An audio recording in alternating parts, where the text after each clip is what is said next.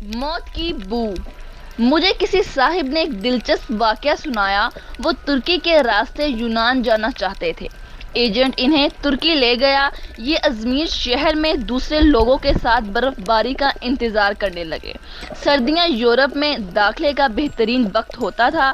برف کی وجہ سے سیکیورٹی اہلکار مورچوں میں دبک جاتے تھے۔ بارڈر پر گشت رک جاتا تھا۔ ایجنٹ لوگوں کو کشتیوں میں سوار کرتے تھے اور انہیں یونان کے کسی ساحل پر اتار دیتے تھے۔ یہ ایجنٹوں کی عام پریکٹس تھی، اس صاحب نے بتایا۔ ہم ترکی میں ایجنٹ کے ڈیرے پر پڑے تھے۔ ہمارے ساتھ گجرانوالہ کا ایک گندا سا لڑکا تھا۔ وہ نہاتا بھی نہیں تھا اور دانت بھی صاف نہیں کرتا تھا۔ اس سے خوفناک بو آتی تھی۔ تمام لوگ اس سے پرہیز کرتے تھے۔ ہم لوگ دسمبر میں کشتی میں سوار ہوئے۔ ہم میں سے ایک شخص اس لڑکے کو ساتھ نہیں لے جانا چاہتا تھا۔ ہم نے اسے روکنے کی کوشش کی لیکن وہ رونا شروع ہو گیا۔ ایجنٹ کے پاس وقت کم تھا، چنانچہ اس نے اسے ٹھوڈا مار کر کشتی میں پھینک دیا۔ کشتی یونان کی حدود میں داخل ہوئی تو کوسٹ گارڈ ایسکورٹ تھے۔ یونان کو شاید ہماری کشتی کی مخبری ہو گئی تھی۔ ایجنٹ نے مختلف راستوں سے یونان میں داخل ہونے کی کوشش کی مگر ہر راستے پر کوسٹ گارڈ تھے۔ اس دوران اس لڑکے کی طبیعت خراب ہو گئی۔ وہ الٹیاں کرنے لگا۔ ہم نے ایجنٹ سے احتجاج شروع کر دیا۔ ایجنٹ ٹینشن میں تھا، اسے غصہ آ گیا۔ اس نے 2 لڑکوں کی مدد لی اور اسے اٹھا کر یک پانی میں پھینک دیا۔ وہ بے جاری ہے چارہ ڈبکیاں کھانے لگا۔ ہم آگے نکل گئے۔ ہم ابھی آدھا کلومیٹر آگے نکلے تھے کہ ہم پر فائرنگ شروع ہو گئی۔ ایجنٹ نے کشتی موڑنے کی کوشش کی۔ کشتی اپنا توازن برقرار نہ رکھ سکی اور وہ پانی میں الٹ گئی۔ ہم سب پانی میں ڈبکیاں کھانے لگے۔ میں نے خود کو سردی، پانی اور خوف کے حوالے کر دیا۔ میری آنکھ کھلی تو میں ہسپتال میں تھا۔ مجھے عملے نے بتایا کشتی میں سوار تمام لوگ مر چکے ہیں، صرف 2 لوگ بچے ہیں۔ میں نے دوسرے شخص کے بارے میں پوچھا۔ ڈاکٹر نے میرے بیڈ کا پردہ ہٹا دیا۔ دوسرے بیڈ پر وہی لڑکا لیٹا تھا جسے ہم نے اپنے ہاتھوں سے سمندر میں پھینکا تھا۔ سمندر کی لہریں اسے دھکیل کر ساحل تک لے آئی تھی۔ مجھے کوسٹ گارڈ نے بچا لیا تھا جبکہ باقی لوگ گولیوں کا نشانہ بن گئے یا پھر سردی سے تھر تھر کر مر چکے تھے۔ میں 15 دن ہسپتال رہا۔ میں اس دوران یہ سوچتا رہا میں کیوں بچ گیا۔ مجھے کوئی جواب نہیں سوجا۔ میں جب ہسپتال سے ڈسچارج ہو رہا تھا مجھے اس وقت یاد آیا میں نے اس لڑکے کو لائف جیکٹ پہنائی تھی۔ ایجنٹ جب اسے پانی میں پھینکنے کے لیے آ رہا تھا تو میں نے فوراً باکس سے جیکٹ نکال کر اسے پہنا دی تھی۔ یہ وہ نیکی تھی جس نے مجھے بچا لیا۔ مجھے جو ہی یہ نیکی یاد آئی مجھے 6 ماہ کا وہ سارا زمانہ یاد آ گیا جو ہم نے اس لڑکے کے ساتھ گزارا تھا۔ ہم نے صرف ترکی میں اس کی وجہ سے بچتے رہتے تھے بلکہ وہ جب تک ہماری کشتی میں موجود رہا ہم کوسٹ گارڈ سے بھی محفوظ رہے، یک پنسی میں بھی اور موت سے بھی۔ ہم نے جو ہی اسے کشتی سے دھکا دیا موت نے ہم پر اٹیک کر دیا۔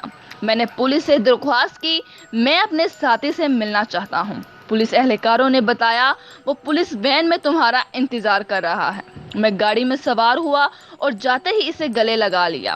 مجھے اس وقت اس کے جسم سے کسی قسم کی کوئی بو نہیں آ رہی تھی۔ مجھے معلوم ہوا میرے ساتھیوں کو اس کے جسم سے اپنی موت کی بو آتی تھی۔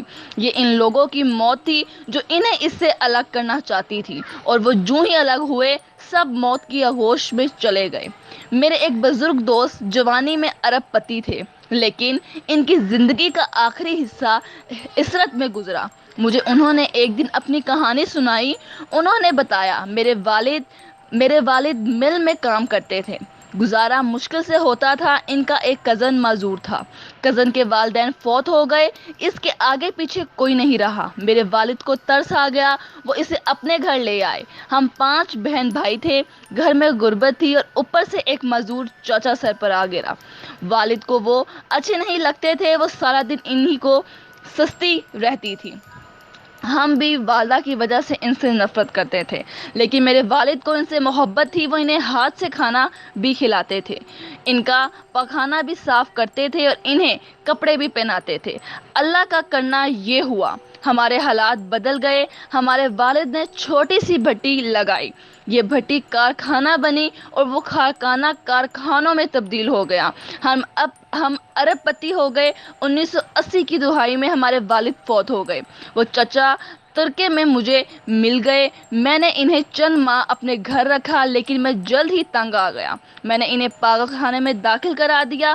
وہ پاگل خانے میں رہ کر انتقال کر گئے. بس ان کے انتقال کی دیر تھی ہمارا پورا خاندان عرش سے فرش پر آ گیا. ہماری فیکٹریاں، ہمارا گھر، ہماری گاڑیاں، ہر چیز نیلام ہو گئی. ہم روٹی کے نوالوں کو ترسنے لگے. ہمیں اس وقت معلوم ہوا ہمارے معذور چچا ہمارے رزق کی ضمانت تھے. ہم ان کی وجہ سے محلوں میں زندگی گزار رہے تھے. وہ گئے تو ہماری ضمانت بھی ختم ہو گئی. ہمارے محل ہم سے رخصت ہو گئے. ہم سڑک پر آ گئے. یہ واقعات آپ کے لیے ہیں. ہم نہیں جانتے ہم کن لوگوں کی وجہ سے زندہ ہیں، ہم کن کیڑے ہیں، ہم کون سے کیڑے ہیں. ہم یہ بھی نہیں جانتے ہم کس کو بس سے اتاریں گے، ہم کس کو کشتی سے باہر پھینکیں گے، اور ہم کس کے کھانے کی پلیٹ اٹھائیں گے، اور وہ شخص ہمارا رزق، ہماری کامیابی اور ہماری زندگی ساتھ لے جائے گا. ہم ہرگز نہیں جانتے. لہٰذا ہم جب تک اس شخص کو نہیں پہچان لیتے ہمیں اس وقت تک کسی کو بس کشتی گھر سے نکال کر رزق نہیں لینا چاہیے. کیونکہ ہو سکتا ہے ہمارے پاس جو کچھ ہو وہ سب اس شخص کا ہو، اور اگر وہ چلا گیا تو سب کچھ چلا جائے گا. ہم نہ رہیں گے، مٹی کا ڈھیر بن جائیں گے.